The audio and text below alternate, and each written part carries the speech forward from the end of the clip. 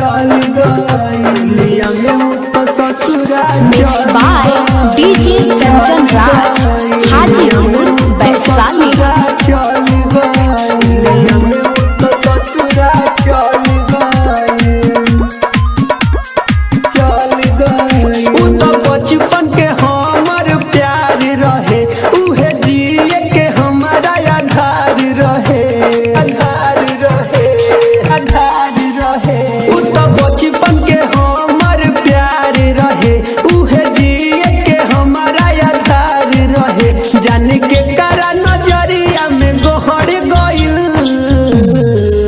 डोलिया में उ तो ससुरा चल गइल, चल गइल। पता ना कैसे उ बदल गइल,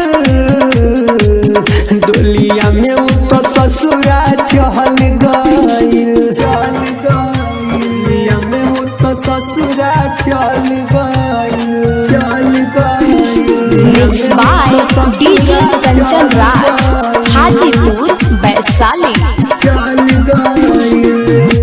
चल गइली हमारा के मुश्किल में उ तो डाली के,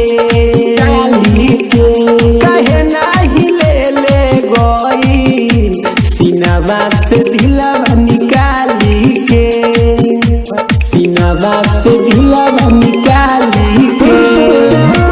चल गइली हमारा के मुश्किल में उ तो डाली के, कहे नाही ले गइली सीनावा से दिलवा निकाली के।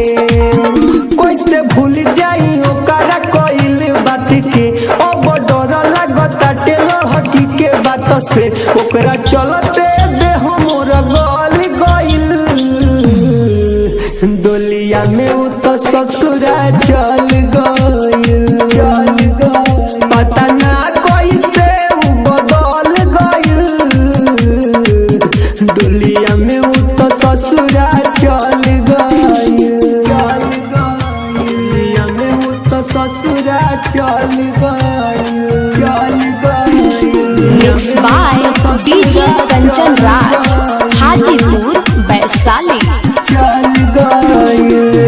कहत रहे हमारा से जीवन भर साथ निभाई बहो, भले कुछ हो जाई तुहरा के अपन बनाई बहो, तुहरा के अपन बनाई बहो। कहत रहे हमारा से जीवन भर साथ निभाई बहो,